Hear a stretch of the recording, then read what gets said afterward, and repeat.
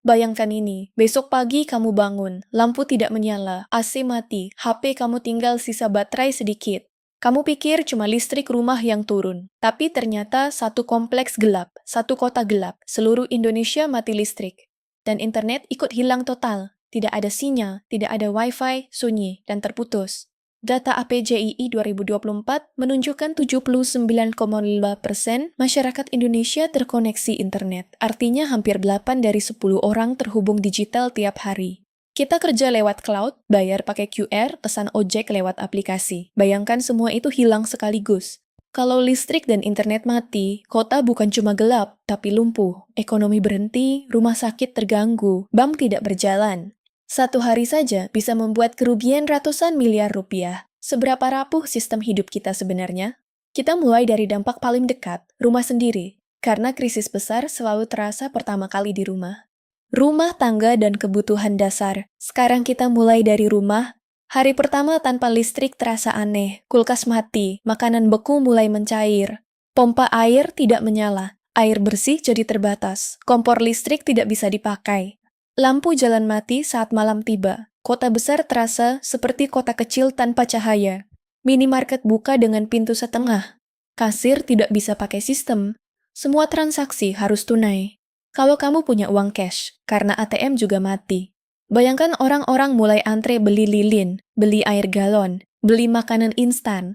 Rasa panik itu muncul pelan-pelan, bukan karena drama, tapi karena ketidakpastian. Listrik itu seperti darah dalam tubuh kota.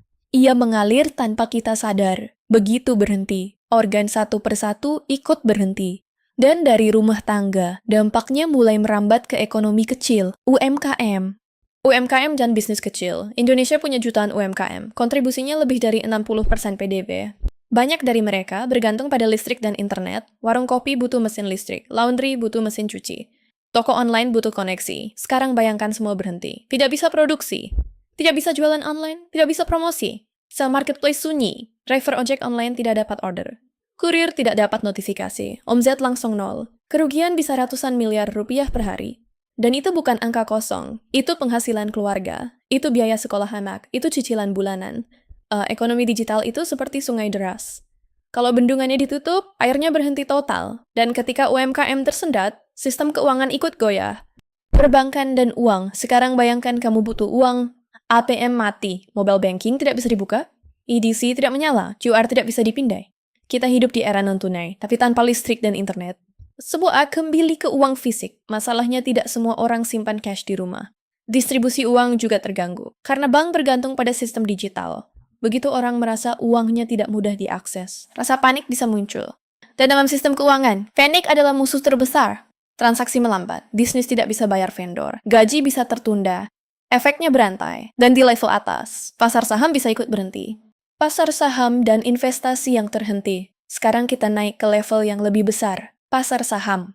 Bursa efek hidup dari sistem real time. Setiap detik ada transaksi, setiap detik harga berubah. Semua itu berjalan karena listrik dan internet. Kalau dua itu mati, perdagangan otomatis dihentikan. IHSG tidak bergerak, investor tidak bisa beli, tidak bisa jual, likuiditas berhenti. Bayangkan perusahaan besar yang sedang butuh dana. Mereka biasanya menerbitkan obligasi atau mencari pendanaan lewat pasar modal. Sekarang semua tertunda. Startup yang sedang cari investor harus menunggu tanpa kepastian. Perusahaan publik tidak bisa merespon sentimen pasar. Kepercayaan investor bisa goyah. Dan ketika kepercayaan turun, dampaknya bukan cuma hari itu saja, tapi bisa berbulan-bulan. Pasar modal itu seperti jantung investasi nasional. Kalau berhenti berdetak, aliran dana ke sektor real ikut tersendat, ekspansi bisnis tertunda. Rekrutmen karyawan bisa ditahan, proyek pembangunan bisa diperlambat, dan semua itu berawal dari satu hal, listrik dan internet mati. Sekarang kita turun lagi ke sektor yang lebih terasa langsung, distribusi dan logistik. Karena tanpa distribusi, barang tidak pernah sampai ke tangan kita. Kita sering tidak sadar, barang yang kita beli hari ini melewati sistem yang sangat kompleks. Gudang modern atau sistem cloud, data stok dipantau digital, pengiriman dipandu GPS. Sekarang bayangkan semuanya mati. Gudang 3 tahun stok real time, sistem otomatis tidak bisa membaca pesanan. Cold storage tidak bisa menjaga suhu, makanan beku bisa rusak, daging dan susu bisa basi. Tanpa internet, koordinasi terganggu, SPBU tidak bisa memompa bensin, transportasi logistik terhambat. Supermarket mulai kehabisan stok, air minum galon menipis, obat-obatan langka. Masyarakat mulai resah, harga bisa melonjak, spekulasi bisa muncul.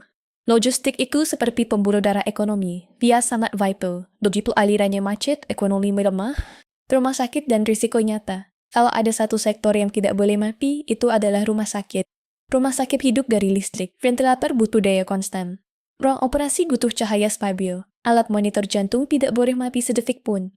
Memang ada genset cadangan, tapi genset butuh bahan bakar. Kalau pemadaman hanya beberapa jam, masih bisa dipangani. Tapi kalau 7 hari, stok solar bisa menipis. Distribusi bahan bakar pun terganggu. Rekam medis sekarang banyak yang elektronik. Tanpa internet, data pasien tidak bisa diakses cepat. Telemedicine berhenti total, koordinasi antar rumah sakit terganggu. Ambulans butuh sistem komunikasi. Tanpa jaringan stabil, respons bisa melambat. Ini bukan lagi soal ekonomi. Ini soal keselamatan manusia. Dan ketika sektor kesehatan terganggu, dampaknya terasa sangat nyata. Dari kesehatan kita masuk ke sisi sosial. Karena masyarakat yang tidak pasti bisa menjadi masyarakat yang gelisah. Sosial, rumor, dan keamanan. Kota gelap di malam hari. Lampu jalan mati, CCTV tidak aktif. Alarm digital tidak berfungsi. Komunikasi terbatas hanya lewat radio. Tidak ada media sosial, tidak ada portal berita online. Informasi resmi bergerak lambat dalam ruang kosong seperti itu. Rumor mudah tumbuh, pesan berantai lewat SMS bisa dipercaya begitu saja. Tanpa verifikasi cepat, kecemasan meningkat. Ketidakpastian jadi bahan bakar keresahan. Studi global menunjukkan pemadaman besar sering memicu ketegangan sosial karena manusia butuh kepastian. Dan ketika kepastian hilang, kepercayaan pada institusi diuji. Padahal stabilitas negara berdiri di atas rasa percaya. Dari sosial, kita masuk ke generasi masa depan. Pendidikan dan dunia kerja. Sekolah modern banyak pakai sistem digital. Kampus menyimpan data di server. Mahasiswa akses jurnal online. Tanpa listrik dan internet, kelas daring mustahil. Ujian berbasis komputer tertunda, data akademik tidak bisa diakses, riset berhenti sementara. Sekarang bayangkan dunia kerja, remote work langsung lumpuh, email tidak terkirim, file cloud tidak bisa dibuka, meeting daring batal, sistem absensi digital mati. Perusahaan kembali ke cara manual, produktivitas nasional turun drastis. 7 hari tanpa produktivitas. Itu bukan cuma kehilangan waktu, itu kehilangan nilai ekonomi besar. Dan ketika pendidikan serta pekerjaan terganggu, dampaknya bisa terasa jangka panjang. Kita harus memikirkan ketahanan sistem kita. Sekarang kita sampai pada refleksi akhir. Mari kita bersiap untuk masa depan yang lebih tangguh. 7 hari tanpa listrik dan internet. Kita melihat satu pola jelas. Semua sektor saling terhubung. Ekonomi, keuangan, logistik, kesehatan, pendidikan, sosial. Satu sistem jatuh, yang lain ikut goyah. Beberapa studi memperkirakan kerugian ekonomi bisa ratusan miliar rupiah per hari. Artinya dalam 1 minggu, dampaknya bisa sangat besar. Skenario ini bukan untuk menakut-nakuti, tapi untuk menunjukkan betapa pentingnya ketahanan infrastruktur. Kemajuan digital memang membuat hidup lebih cepat, lebih efisien, lebih nyaman, tapi juga membuat kita sangat tergantung. Negara yang kuat bukan hanya yang canggih, tapi yang siap menghadapi gangguan. Karena di era modern, listrik dan internet bukan sekadar fasilitas, mereka adalah fondasi peradaban. Dan ketika fondasi itu goyah, kita baru sadar betapa berharganya terang dan koneksi dalam hidup kita.